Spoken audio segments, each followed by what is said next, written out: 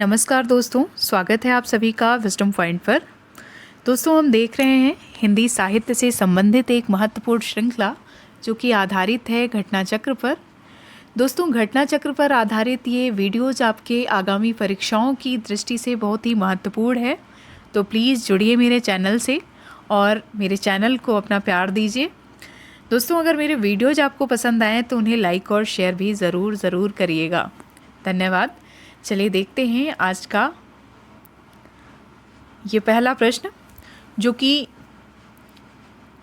रसों से संबंधित है। हम देख रहे हैं रस से संबंधित महत्वपूर्ण प्रश्नों को, और उन्हीं से आज का ये पहला प्रश्न है। वाणी और अंगों के अभिनय द्वारा जो प्रकट हो वे क्या कहलाते हैं?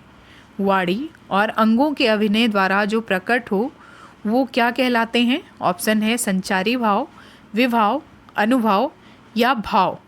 तो इस प्रश्न का सही उत्तर हो जाएगा वाणी और अंगों के अभिनय द्वारा जो प्रकट हो उन्हें हम अनुभाव कहते हैं। ऑप्शन सी इस प्रश्न का सही उत्तर है। इस प्रश्न की व्याख्या देख लेते हैं। वाणी और अंगों के अभिनय द्वारा जो प्रकट हो उन्हें हम अनुभाव कहते हैं। मानो मन में अस्थायी भाव के जागृत होने पर कुछ शारीरिक चेष्टाएं भी उत्पन्न होती हैं जिन्हें अनुभाव कहा जाता है।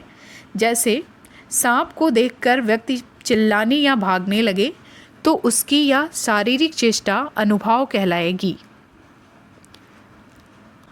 अनुभाव से संबंधित कुछ अन्य महत्वपूर्ण तथ्य हैं। अनुभावों के भेद के विषय में आचार्यों में मतभेद है। भरत ने अनुभावों के 3 भेद किए हैं, वाचिक, आंगिक और सात्विक। भानुदत्त ने इसके 4 भेद माने हैं। उनके नाम भी आचार्य भरत से कुछ भिन्न दिए हैं। इन्होंने कायिक, मानसिक, आहार्य और सात्विक ये 4 भेद माने हैं। तन की चेष्टाओं को कायिक अनुभाव माना जाता है। भिन्न भिन्न परिस्थितियों में आश्रय द्वारा भ्रू संचालन, कटाक्षपात आदि क्रियाएं करना कायिक अनुभाव है। इन अनुभावों को उत्पन्न करने के लिए आश्रय को यत्न करना पड़ता है, इसलिए इन्हें यत्नज अनुभाव भी कहते हैं। इनकी संख्या अनिश्चित है। मन की चेष्टाएं मानसिक अनुभाव कहलाती हैं। अंतःकरण की भावना के अनुकूल मन में हर्ष, विषाद आदि के उद्वेलन को हम मानसिक अनुभाव कहते हैं। मन के भाव के अनुकूल भिन्न भिन्न प्रकार की कृत्रिम वेशभूषा धारण करने को आहार्य अनुभाव कहा जाता है। ध्यान दीजिएगा, ये कई बार परीक्षा में पूछा गया है कि आहार्य क्या है। तो मन के भावों के अनुकूल भिन्न भिन्न प्रकार की कृत्रिम वेशभूषा धारण करने को आहार्य अनुभाव कहा जाता है। सात्विक अनुभाव वे होते हैं जो सहज स्वाभाविक रूप से उत्पन्न होते हैं। इनके उत्पन्न होने में आश्रय को कोई यत्न नहीं करना पड़ता है, अतः इन्हें अयत्नज अनुभाव भी कहते हैं। इनकी संख्या 8 है। अस्तंभ, स्वेद, रोमांच, स्वरभंग, प्रकंप, वैवर्ण, अश्रु और प्रलय ये अनुभाव सात्विक अनुभाव में आते हैं। अगला प्रश्न है, रोमांच किस प्रकार का अनुभाव है? आपको बताना है कि रोमांच किस प्रकार का अनुभाव है। ऑप्शन है सात्विक, कायिक, आहार या उपर्युक्त में से कोई नहीं। तो इस प्रश्न का सही उत्तर हो जाएगा रोमांच सात्विक अनुभाव के अंतर्गत आता है। ऑप्शन ए इस प्रश्न का सही उत्तर हो जाएगा। अगला प्रश्न है, वेशभूषा से जो भाव प्रदर्शित किए जाते हैं उन्हें क्या कहा जाता है? देखिए, प्रश्न बनकर आ गया, वेशभूषा से जो भाव प्रदर्शित किए जाते हैं उन्हें क्या कहा जाता है? ऑप्शन है कायिक, मानसिक, आहार्य या सात्विक। तो इस प्रश्न का सही उत्तर हो जाएगा ऑप्शन सी, आहार्य। अगला प्रश्न है, भरत के रस सूत्र में निहित संयोग का अर्थ भोज्य भोजक भाव तथा निष्पत्ति का अर्थ भुक्ति की स्थापना किस व्याख्याकार ने की है? ध्यान दीजिएगा, यहाँ पे भुक्ति शब्द आया है और यहीं से आपको इस प्रश्न का उत्तर पकड़ना है। भरत के रस सूत्र में निहित संयोग का अर्थ भोज्य भोजक भाव तथा निष्पत्ति का अर्थ भुक्ति की स्थापना किस व्याख्याकार ने की है? ऑप्शन है भट्टलोल्लट, श्री शंकुक, अभिनवगुप्त या भट्ट नायक? तो इस प्रश्न का सही उत्तर हो जाएगा ऑप्शन डी, भट्ट नायक। इस प्रश्न की व्याख्या देख लेते हैं। आचार्य भरत मुनि के प्रसिद्ध रस सूत्र विभावा, अनुभाव, व्यभिचारी, संयोगाद्रस, निष्पत्ति तथा इसके व्याख्याकार सर्वप्रथम आचार्य हैं भट्ट लोल्लट, और भट्ट लोल्लट का सिद्धांत है उत्पत्तिवाद का सिद्धांत। निष्पत्ति का अर्थ है उत्पत्ति और संयोग का अर्थ है उत्पादक संबंध। भट्ट लोल्लट का सिद्धांत जिस दर्शन पर आधारित है वो है मीमांसा दर्शन। इसके बाद आचार्य शंकुक आते हैं और आचार्य शंकुक के सिद्धांत को हम अनुमितिवाद के नाम से जानते हैं। इसमें निष्पत्ति का अर्थ है अनुमिति और संयोग का अर्थ है अनुमापक संबंध। आचार्य शंकुक का जो सिद्धांत है वो आधारित है न्याय दर्शन पर। इसके बाद आचार्य भट्ट नायक आते हैं। भट्ट नायक जिनका सिद्धांत है भोगवाद का सिद्धांत या भुक्तिवाद का सिद्धांत। इनके सिद्धांत में निष्पत्ति का अर्थ है भुक्ति या आस्वाद और भोज्य भोजक संबंध है। इनके संयोग का जो अर्थ है उसको हम भोज्य भोजक संबंध कहते हैं। भट्ट नायक का सिद्धांत आधारित है सांख्य दर्शन पर। और सबसे जो अंतिम आचार्य हैं भारत के नाट्यशास्त्र की व्याख्या करने वाले, उनको हम अभिनवगुप्त के नाम से जानते हैं। आचार्य अभिनवगुप्त का जो सिद्धांत है वो है अभिव्यक्तिवाद का सिद्धांत, और इनके यहाँ जो रस निष्पत्ति का अर्थ है वो अभिव्यक्ति है और व्यंग्य व्यंजक संबंध है संयोग में। जो इसमें इनके संयोग का जो अर्थ है इनके, उसको हम व्यंग्य व्यंजक संबंध के रूप में जानते हैं। और अभिनवगुप्त जी का जो सिद्धांत है वो वेदांत दर्शन पर आधारित है। इस प्रकार भरत मुनि के रस सूत्र में निहित संयोग का अर्थ भोज्य भोजक भाव तथा निष्पत्ति का अर्थ भुक्ति भट्ट नायक ने माना है। अगला प्रश्न है, निम्न में से कौन सा सात्विक अनुभाव नहीं है? इनमें से कौन सा सात्विक अनुभाव नहीं है? ऑप्शन है रोमांस, कंप, विषाद या प्रलय। तो इस प्रश्न का सही उत्तर हो जाएगा ऑप्शन, यहाँ पे दोस्तों स्टार लगा हुआ है इसलिए ये प्रश्न विवादित होगा। इसकी हम व्याख्या देख लेते हैं तो इससे हमें ये प्रश्न क्लियर पता चल जाएगा। रोमांच, कंप तथा प्रलय सात्विक अनुभावों के अंतर्गत आते हैं, जबकि विषाद जो है वो मानसिक अनुभाव है। अन्य महत्वपूर्ण तथ्य हैं, अनुभाव के प्रकार हैं। अनुभाव के जो प्रकार होते हैं वो हैं कायिक जिसको हम जो निश्वास और उच्छ्वास है वो कायिक अनुभाव के अंतर्गत आते हैं। मानसिक अनुभाव है, मानसिक अनुभाव जैसे मन में हर्ष या विषाद का होना। आहार्य अनुभाव के अंतर्गत कृत्रिम वेशभूषा आता है। वाचिक अनुभाव है जिसमें वाणी की उग्रता या मृदुता का संकेत हमें मिलता है। सात्विक अनुभाव है जिसके अंतर्गत स्तंभ, स्वेद, रोमांच, स्वरकंप, कंप, विवर्णता, अश्रु और प्रलय आते हैं। सात्विक अनुभाव के 8 प्रकार यहाँ पे दिए हुए हैं। आलंबन और उद्दीपन विभावों के कारण उत्पन्न भावों को बाहर प्रकाशित करने वाले कार्य अनुभव कहलाते हैं। वेपथु सात्विक अनुभाव है। ध्यान दीजिएगा, एक अनुभाव है, अनुभाव का एक भेद है वेपथु जो कि सात्विक अनुभाव के अंतर्गत आता है। अब देखिए ये प्रश्न ही आ गया है कि वेपथु कैसा अनुभाव है। ऑप्शन है आंगिक, वाचिक, सात्विक या बौद्धिक। तो वेपथु एक सात्विक अनुभाव है। ऑप्शन सी इस प्रश्न का सही उत्तर हो जाएगा। अगला प्रश्न है, आलंबन और उद्दीपन विभावों के कारण उत्पन्न भावों को बाहर प्रकाशित करने वाले कार्य क्या कहलाते हैं? आप फिर से एक बार प्रश्न को ध्यान से पढ़िए। आलंबन और उद्दीपन विभावों के कारण उत्पन्न भावों को प्रकाशित करने वाले कार्य क्या कहलाते हैं? ऑप्शन है विभाव, अनुभाव, संचारी भाव या अस्थाई भाव। तो इस प्रश्न का सही उत्तर हो जाएगा ऑप्शन बी, अनुभाव। अनुभावों के कितने भेद होते हैं? आपको बताना है कि अनुभावों के कितने भेद होते हैं। ऑप्शन है 2, 3, 4 या 6। तो इस प्रश्न का सही उत्तर हो जाएगा, देखिए यहाँ भी स्टार लगा हुआ है। अनुभावों के भेद में विद्वानों में कई मतभेद रहा है। आइए देखते हैं इस प्रश्न की व्याख्या। उत्तर प्रदेश माध्यमिक शिक्षा सेवा चयन बोर्ड ने अपनी प्रारंभिक उत्तर कुंजी में इस प्रश्न का विकल्प 6 बताया था, किंतु संशोधित उत्तर कुंजी में इस प्रश्न को मूल्यांकन से बाहर कर दिया है। संभवतः विभिन्न विद्वानों में मतभेद के कारण ऐसा किया गया है।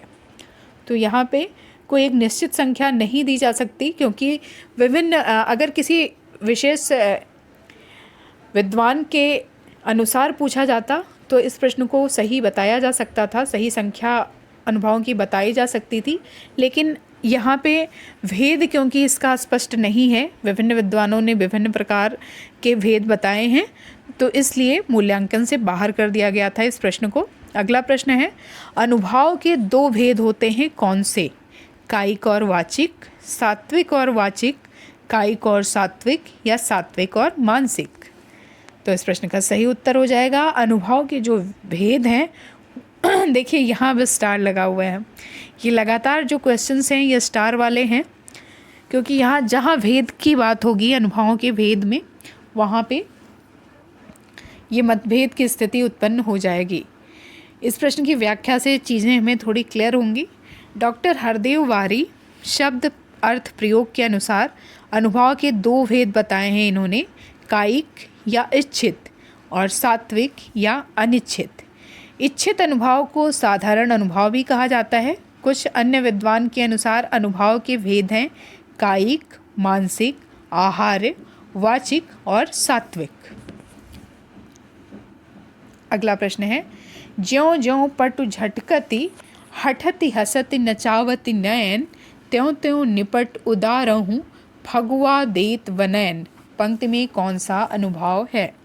ऑप्शन है वाचिक अनुभाव, कायिक अनुभाव, मानसिक अनुभाव या सात्विक अनुभाव। तो देखिए यहाँ पे क्योंकि हंसना भी हो रहा है, नचाना भी हो रहा है आँखों का, हठ ज्यों ज्यों पटु झटकत, पटु मतलब अपने वस्त्रों को झटकती है, हंसती है, नचाती है अपने नैनों को, त्यों त्यों निपट उदारहूँ फगुआ देत बनैन। तो यहाँ पे कायिक अनुभाव है, क्योंकि यहाँ पे वाणी के देखिए ध्यान से इस प्रश्न की व्याख्या में प्रस्तुत पंक्तियों में पट का झटकना, हंसना तथा आँखों का नचाना यह इंगित करता है कि यह सारी क्रिया शरीर के अंगों द्वारा हो रही है, अतः यह कायिक अनुभाव है। ऑप्शन बी इस प्रश्न का सही उत्तर है। अगला प्रश्न है, आचार्य देव ने किस भाव को 34वां संचारी भाव कहा है? आचार्य देव ने किस भाव को 34वां संचारी भाव कहा है? ऑप्शन है छल, स्मृति, पुलक या रोमांच। तो इस प्रश्न का सही उत्तर हो जाएगा ऑप्शन ए, आचार्य देव ने एक और संचारी भाव को ऐड किया है 33 संचारी भावों में, और उसका नाम है छल। Option A. इस प्रश्न की व्याख्या देख लेते हैं। आश्रय के हृदय में उत्पन्न होने वाले अस्थिर मनोविकारों को संचारी भाव कहते हैं। ये संचारी इसलिए कहे जाते हैं क्योंकि यह स्थिर नहीं रहते हैं और बीच बीच में प्रकट होकर विलीन हो जाते हैं। इनसे अस्थाई भाव की पुष्टि होती है। इनको व्यभिचारी भाव भी कहते हैं। ये 33 हैं। देव कवि ने छल नामक एक और संचारी भाव ढूंढ निकाला है, जिसे वे 34वां संचारी भाव कहते हैं। अगला प्रश्न है, रसों के संचारी भावों की कुल संख्या कितनी होती है? रसों के संचारी भावों की कुल संख्या कितनी होती है? ऑप्शन है 23, 27, 33 या 37। तो इस प्रश्न का सही उत्तर हो जाएगा ऑप्शन सी 33। रसों के संचारी भावों की कुल संख्या 33 होती है। संचारी भावों की कुल संख्या 33 मानी जाती है। वे इस प्रकार हैं: हर्ष, चिंता, गर्व, जड़ता, विबोध, मोह, स्मृति, मरण, व्याधि, मद, श्रम, आवेग, दीनता, शंका, उत्सुकता, विषाद, त्रास, मति, असूया, उग्रता, निर्वेद, आलस्य, उन्माद, व्रीड़ा, व्रीड़ा यानी कि लज्जा, ग्लानि, स्वप्न, चपलता, धृति, अमर्ष, अमर्ष मतलब असहनशीलता, निद्रा, औहित्ता, औहित्था का मतलब है भाव का छिपाना, अपस्मार, अपस्मार का अर्थ है मूर्छा तथा वितर्क। ये 33 संचारी भाव माने जाते हैं। अगला प्रश्न है, निम्नलिखित में से कौन सा संचारी भाव नहीं है? निम्नलिखित में से कौन सा संचारी भाव नहीं है? ऑप्शन है रोमांच, हर्ष, गर्व या उन्माद। तो इस प्रश्न का सही उत्तर हो जाएगा ऑप्शन ए, रोमांच संचारी भाव नहीं है। रोमांच की गणना सात्विक भाव में होती है। अगला प्रश्न है, अपस्मार क्या है? अपस्मार क्या है? आपके सामने ऑप्शन है, एक प्रकार का उपमान जिसमें उपमेय की हेता सिद्ध की जाती है। ऑप्शन बी है संचारी भाव का एक प्रकार। ऑप्शन सी है आधुनिक रसाचार्यों द्वारा खोजा गया एक रस, या ऑप्शन डी एक प्रकार का काव्य दोष। तो इस प्रश्न का सही उत्तर हो जाएगा अपस्मार एक प्रकार का संचारी भाव है। ऑप्शन बी इस प्रश्न का सही उत्तर हो जाएगा। अगला प्रश्न है, भयानक रस के संचारी भाव क्या हैं? भयानक रस के संचारी भाव क्या हैं? ऑप्शन है धृति, मति, हर्ष या चिंता। ऑप्शन बी है त्रास, आवेग, दैन्य, शंका या अपस्मार। ऑप्शन सी है वितर्क, आवेग, जड़ता, मोह या हर्ष। ऑप्शन डी है गर्व, चपलता, उग्रता या अमर्ष। तो इस प्रश्न का सही उत्तर हो जाएगा ऑप्शन बी, त्रास, आवेग, दैन्य, शंका और अपस्मार। ये भयानक रस के संचारी भाव हैं। भयानक रस के संचारी भावों में त्रास, आवेग, दैन्य, शंका तथा अपस्मार हैं। इस रस का अस्थायी भाव भय है। इस रस के अनुभाव हैं वैवर्ड, रोमांच, कंप, स्वरभंग इत्यादि। अगला प्रश्न है, जहां हमें सूची का मिलान करना है, सूची 1 का सूची 2 से। एक तरफ रस दिए गए हैं, एक तरफ उनके अस्थायी भाव दिए गए हैं। अब आपको बताना है श्रृंगार रस का अस्थायी भाव। तो श्रृंगार रस का अस्थायी भाव रति होता है। अद्भुत रस का क्या होता है? विस्मय। शांत रस का निर्वेद और वीर रस का अस्थायी भाव होता है उत्साह। तो इस प्रश्न का जो सही उत्तर हो जाएगा ए का चौथा, ऑप्शन सी। श्रृंगार का रति, अद्भुत का विस्मय, शांत का निर्वेद और वीर का उत्साह। अगला प्रश्न है जिसमें सूची 1 को सूची 2 से मिलान करना है। यहाँ पे एक तरफ रस है, एक तरफ उसके अस्थायी भाव हैं। अद्भुत रस है जिसका अस्थायी भाव विस्मय है। वीर रस का उत्साह है। रौद्र का क्रोध है और करुण का शोक है। तो यहाँ पे इस प्रश्न का सही उत्तर हो जाएगा अद्भुत का विस्मय। ए का तीसरा कहाँ पे है? ऑप्शन सी इस प्रश्न का सही उत्तर हो जाएगा।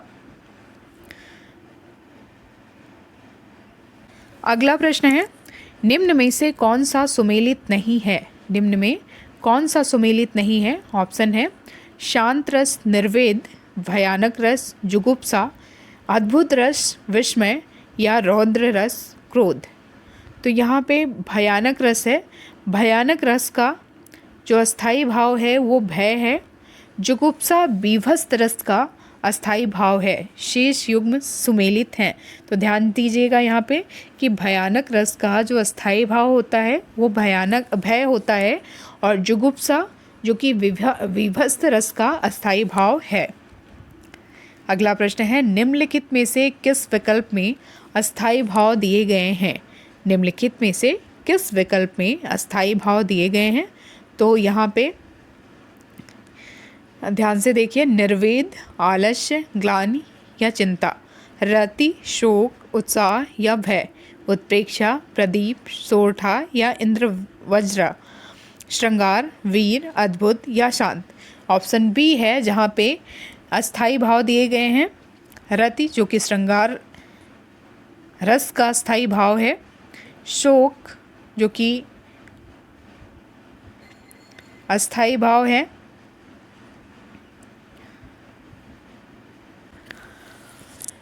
करुण रस का अस्थाई भाव है, उत्साह वीर रस का अस्थाई भाव है और भय भयानक रस का अस्थाई भाव है।